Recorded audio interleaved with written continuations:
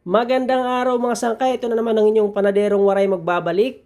Sa video na to ay share ko sa inyo yung paggawa ko ng ating lechon baboy bread. So yan, bali yung ating paggawa ng lechon baboy bread mga sangkay, saka depende po sa customer kung anong order nila, kung malaki ba o maliit. So yan, bali dito sa video na ito ay medyo malaki yung ating ginagawa.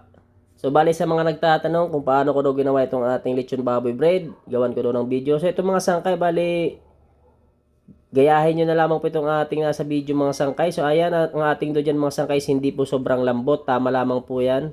Hindi po sobrang lambot yan mga sangkay para hindi po tayo mahirapan magporma ng ating lechon baboy bread.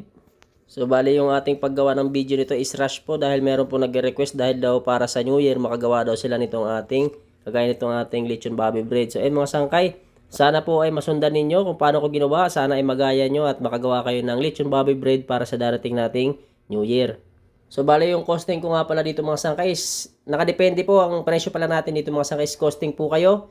So bale ang presyo po nito ay medyo matrabaho to, nasa sa inyo po kung magtataas po kayo ng presyo dahil nga medyo matrabaho to kumpara sa loaf bread, di ba? Kaya nasa inyo po kung magkano po gusto niyo i-presyo dito sa ating. Sa akin po dito is 280 grams, nagpe-presyo po ako ng 40 to 45 pesos. Pero sa inyo po, depende po sa inyo kung magkano niyo po gusto presyohan yung inyong magagawing lechon baboy bread.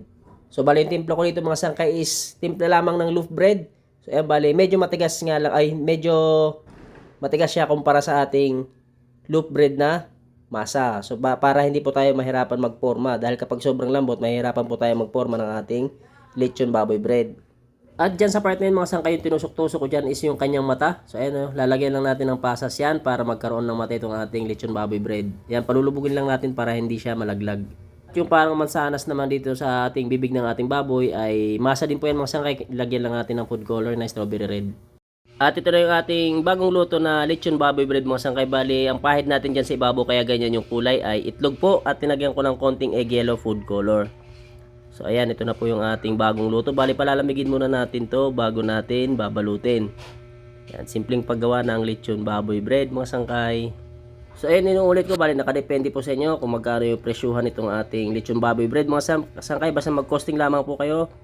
Ang presyo nito ay dapat medyo mahal kumpara sa loaf bread dahil medyo matrabaho siya. At ito nga pala, ganito lang yung pagbalot namin ng aming finished product ng lechon baboy bread. So nasa inyo po kung ano pong pagbalot ang inyong gusto. At ito na yung ating medyo malaki na order. At hindi lamang po lechon baboy bread yung mabili ngayong Pasko at New Year, kundi pati na rin ang ating mga loaf bread.